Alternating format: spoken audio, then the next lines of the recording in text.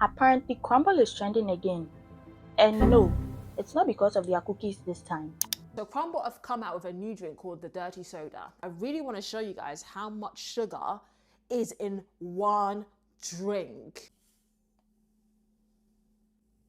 Ladies and gentlemen, that is how much sugar is in one drink.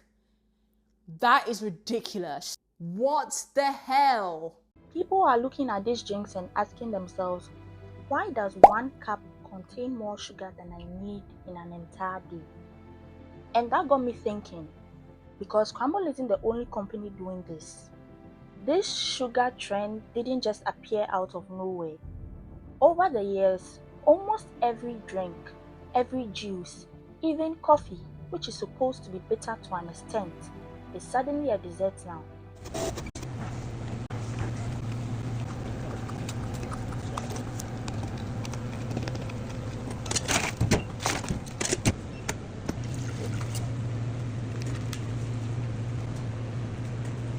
So today we are going to talk about where the dirty sodas came from, how sugar quietly became one of the biggest business strategies on the planet, and why companies keep making drinks sweeter and sweeter even though everybody knows they're unhealthy. So first, what even is a dirty soda?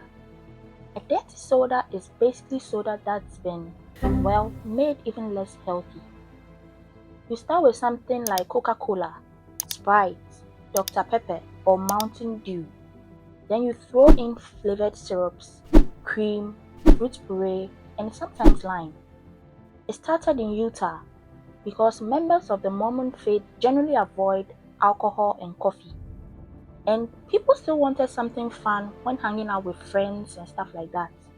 And they found dirty soda to be an alternative.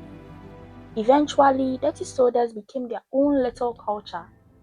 Then TikTok discovered them. And you already know what happens when TikTok finds something interesting. So Crumbl recently launched over 40 dirty soda flavors that can be placed into three categories. You have the regular dirty sodas, which are the classic dirty sodas. The coolest, which are a refreshing, non-caffeinated and non-carbonated option, often made with sparkling water as the base, mixed with fruit juices, purees, and cream. And lastly, we have the chargers, which are the most controversial. These are caffeinated drinks mixed with various fruity and creamy combinations. Then there's one that everybody is talking about, Crazy Cousins. Crumbl Cookie is now selling you a drink that is 186 grams of sugar. That's almost half a pound of sugar or 5 cans of Coke. They call this Crazy Cousins, and indeed you would have to be crazy or completely ignorant to drink 840 calories of liquid garbage. Crumbl is calling this the viral dirty soda, but the only thing that's dirty here is convincing kids and teenagers that any of this is cool or hype. All right, you guys, apparently Crumbl released a new drink and it's 185 grams of sugar and over 800 calories. I don't know why I'm doing this to myself, but let's go. This is like a health violation. So apparently this has Red Bull, Sprite, pineapple, strawberry puree, and coconut cream. It's so sweet, you guys. Is it good? Yes, it is. Is it worth 185 grams of sugar? No. This is as much sugar as like 5 kinds of Coke. It's good though. Red Bull, the Sprite, the pineapple and coconut and strawberry. It's like a pina colada, kind of. Like, trust me, if I didn't know I had 185 grams of sugar, I would have drank this shit clean. All right, there you guys have it. That's Crazy Cousins. Pretty good drink, honestly. I'm not gonna lie to you guys and say that it isn't good, but I still don't recommend you getting it. Let me not continue drinking that. And again, Crumbl isn't the only company on this dirty soda trend. Over the last few months, it feels like almost every fast food chain woke up one morning and collectively decided that they wanted in on this dirty soda craze. But let's take a step back. Sugar wasn't always something we poured into absolutely everything. If you wanted something sweet, you ate a fruit, maybe berries, and if you were lucky, you found honey, and that was about it. But around 800,000 BC, People in New Guinea figured out how to grow sugarcane. They simply chewed the stalk because the juice inside was naturally sweet. Until India figured out. And they were like, Hold up. Wait a minute. what if we boiled this stuff? And that completely changed the game because it was easier to store and transport to different places. Eventually, Arab traders spread sugar across North Africa, the Middle East, and the Mediterranean.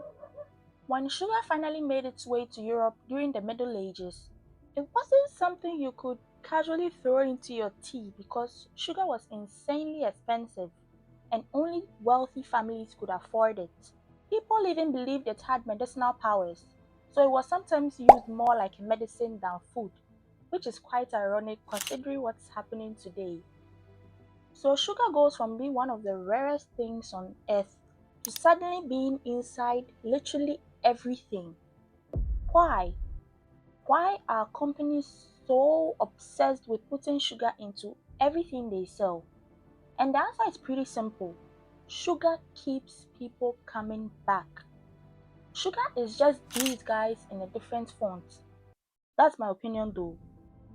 Every time we eat something extremely sweet, our brain releases dopamine, which is a chemical associated with pleasure and reward. Dopamine gives you this high feeling.